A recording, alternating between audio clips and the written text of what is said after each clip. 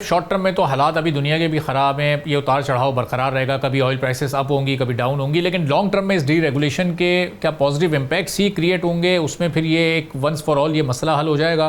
Government का उसमें फिर क्या रोल बाकी रह जाएगा? लोगों को उसमें फिर कितना फ़ायदा मिल सकेगा? चूँकि जब ये जंग ख़त्म होती है, चाहे इसमें कुछ हफ्ते या महीनों लग जाते हैं, उसके बाद आहिस्ता आहिस्ता हालात तो मामूल पर आने हैं, तो उन मामूल वाले हालात में ये डी रेगुलेशन फ़ायदेमंद साबित होगी?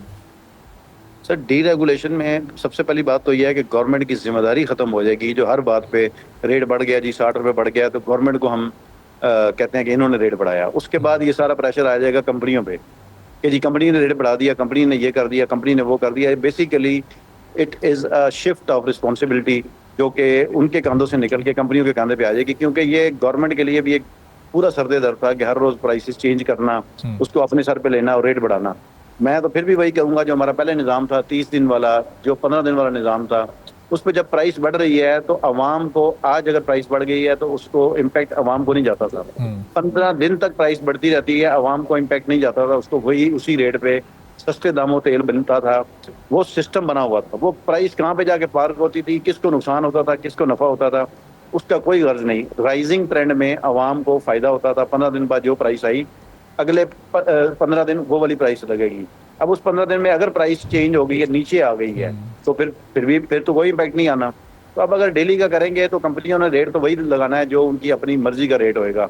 तो प्राइवेट जिस तरह वो है, इसमें ये नहीं होगा कि डीसी का कंट्रोल है तो सब्जी का रेट ये होगा, तो ये आटे का रेट ये होगा। कोई इसमें एमआरपी नहीं होएगी, ये अपनी मर्जी की प्राइस लगाएंगे। इसमें थोड़ा सा इम्पैक्ट आवाम के लिए आ सकता है कि उनको महंगा तेल मिले, या सस्ते होने की सूरत में उनको कोई प्राइस अच्छी मिल सकती है, ज़्यादा सस्ती मिल सकती है।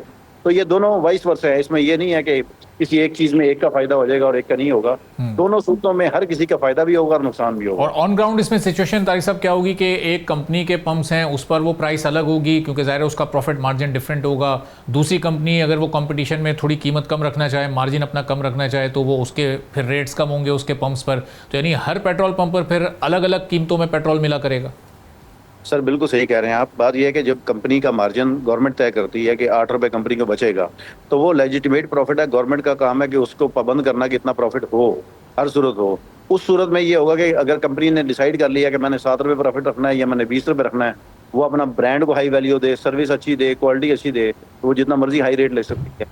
लोग ऐसे भी हैं जो कहते हैं यहाँ से क्वालिटी अच्छी मिलती है, 1 रुपये 2 रुपये की खैर है। तो आवाम को महंगा क्वालिटी प्रोडक्ट मिल सकता है, लेकिन इतना महंगा नहीं हो सकता क्योंकि दूसरी कंपनी या दूसरा साथ वाला फ्यूल स्टेशन वो उसको कम रेट पे दे रहा होगा। तो ये कंपटीशन का टाइम चल जाएगा। ऐसी कोई बात नहीं है कि आवाम को बहुत ज़्यादा फायदा हो जाना है। वो जो पहले वाला सीन है वही रहेगा। सबसे अच्छा जो टाइम था वो वही था 15 से 30 दिन वाला, जिसमें जो बढ़ने वाला था वो भी आगे पास ऑन नहीं होता था, और कम होने वाला उसी टेन्योर में एडजस्ट होके आवाम को उसका बेनिफिट आ जाता था। तो ये अब कंपनियों ने अपनी अपनी पॉलिसीज बनानी है। बड़ी कंपनी क्या फैसला करती है, छोटी क्या करती है। अब बड़ी कंपनी के खर्चे ज्यादा हैं, छोटी कंपनी के खर्चे कम है, हो सकता है छोटी कंपनी अपना रेट ज्यादा कम रखे। सही। और आखिर में तारिक साहब, ये जो अब कमेटी बनी हुई है, अभी वज़ीर आज़म को सिफारिशात इसने पेश करनी है, तो ये जो 15 दिन वाला भी आपने कहा कि वही पैटर्न बहुत ज़्यादा बेहतर था, और 1 महीने वाला तो शायद उससे भी ज़्यादा बेहतर था।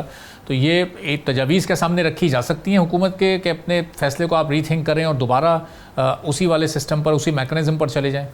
सर, हम तो बिल्कुल रिक्वेस्ट करेंगे कि 15 या 30 डेज पे चले जाएं। रेट जब बढ़ता है, आवाम को रेट आगे नहीं आता। वो कंपनीज अपना उन्होंने मैकेनिज्म ये बनाया हुआ है कि इंटरनेशनल जो प्लेयर्स प्राइस पे प्राइस ले रहे हैं वो 15 दिन की एवरेज पे ले लेते हैं। तो वो इंटरनेशनल सप्लायर को गेन आता है या लॉस आता है, ना पाकिस्तान की OMC को आता है, ना पाकिस्तान के अवाम को आता है।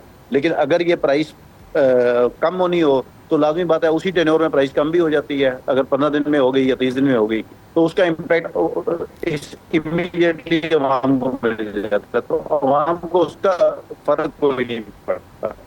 बाकी अगर डेली की प्राइसिंग करनी है तो फिर डेली वही दुकानदारी बन जाएगी। अब देखें क्या होता है इसमें।